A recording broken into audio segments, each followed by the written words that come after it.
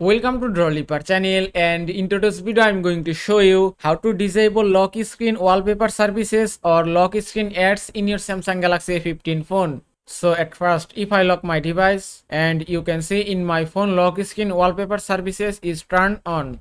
If you want to disable it, just unlock your phone, then touch and hold on the home screen, and then go to wallpaper and style, then go to change wallpaper, and then scroll down a bit, then tap on wallpaper services.